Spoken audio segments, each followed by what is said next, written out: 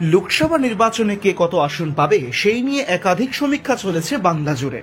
ABP voter সমীক্ষা যেমন হয়েছে, ঠিক তেমনভাবেই একাধিক সমীক্ষা করা হয়েছে নানান সংস্থার তরফে। আর সেসব সমীক্ষাতেই দেখা গিয়েছে যে ফের একবার শূন্য হাতে ফিরতে হতে পারে বামেদের। তবে ফের একবার এক অন্য সমীক্ষা চালানো হলো ইন্ডিয়ান স্ট্যাটিস্টিক্যাল ইনস্টিটিউটের বেশ কয়েকজন অধ্যাপকের তরফে। সেখানে দাবি করা হয়েছে বেশ কয়েকটি আসনে এবার জিততে পারে বামেরা। সমীক্ষায় দেখা যাচ্ছে তিনটি কেন্দ্র দমদম, শ্রীরামপুর ও কৃষ্ণনগর লোকসভা আসনে জয়ের সম্ভাবনা রয়েছে সিপিএম এর। ৩ মাস ধরে অধ্যাপকরা সমীক্ষা চালিয়েছেন ৬টি লোকসভা কেন্দ্রে। সেখানেই এমন তথ্য উঠে এসেছে বলে দাবি করা হচ্ছে। সমীক্ষায় দাবি করা হয়েছে দমদম, শ্রীরামপুর ও কৃষ্ণনগর লোকসভা আসনে জয়ী হয়ে ফিরতে পারেন বামেরা। প্রতিটি লোকসভা কেন্দ্রেই বিধানসভা ধরে ধরে ভোটারদের সঙ্গে কথা বলেই সমীক্ষার রিপোর্ট তৈরি করা হয়েছে বলে দাবি করা হয়েছে।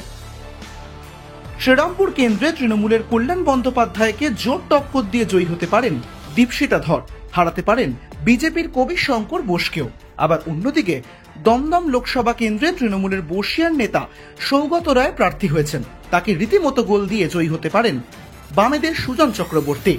একই সঙ্গে ওই কেন্দ্রে খাতা না খোলার সম্ভাবনা রয়েছে বিজেপির শিলভদ্র দত্তরও।